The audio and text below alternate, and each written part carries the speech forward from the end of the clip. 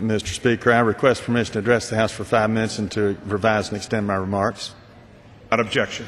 Mr. Speaker, first I want to commend David Walker for his years of service as U.S. Comptroller General heading up the Government Accountability Office. Mr. Walker is a highly respected CPA from Atlanta and for the last few years has been trying to be a Paul Revere about the horrible financial condition of the federal government.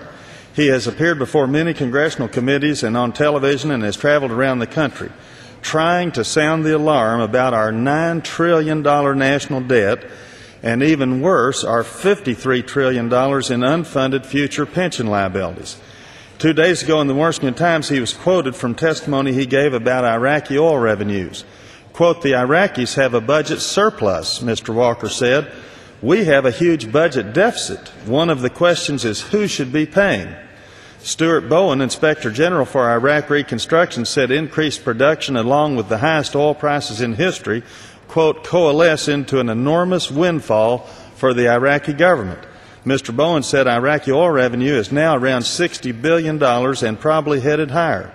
Most estimates are that we have been spending approximately $12 billion a month on the war in Iraq, a really astounding figure if you stop to think about it. However, even worse, the request for this fiscal year is $189 billion, or $15.75 billion a month. This comes out to $500 million a day. There is certainly nothing fiscally conservative about the war in Iraq.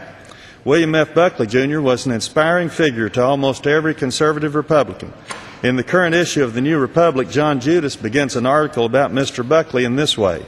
Quote, "In the last years of his life, William F. Buckley, Jr., who died on February 27th at the age of 82, broke with many of his fellow conservatives by pronouncing the Iraq War a failure. He even expressed doubt about as to whether George W. Bush is really a conservative, and he asked the same about neoconservatives. Mr. Buckley wrote in 2004 that if he had known in 2002 what he then knew, he would have opposed the war in Iraq. More significantly, in June of 2005, he wrote, quote, 'A respect for the power of the United States is engendered by our success in engagements in which we take part. A point is reached when tenacity conveys not steadfastness of purpose, but misapplication of pride.'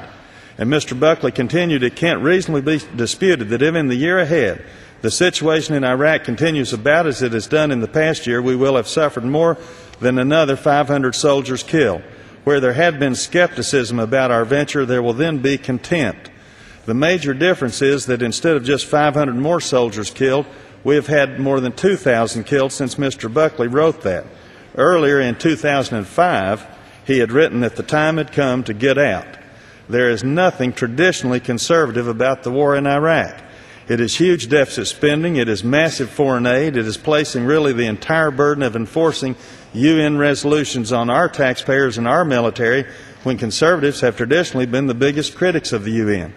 This war has gone against every traditional conservative position.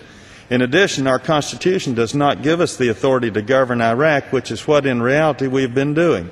All this against an enemy whose military budget was only a little over 0.2% of ours, most of which was used by Saddam Hussein to build castles and protect himself and his family. Iraq was no threat to us whatsoever.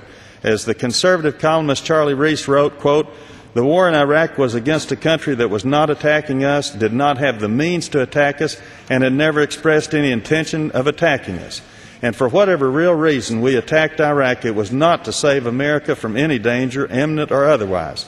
Similarly, nationally syndicated conservative columnist Georgianne Geyer wrote a few months after the war started, quote, 'Critics of the war against Iraq have said since the beginning of the conflict that Americans, still strangely complacent about overseas wars being waged by minorities in their name, will inevitably come to a point where they will see they have to have a government that provides services at home or one that seeks empire across the globe.'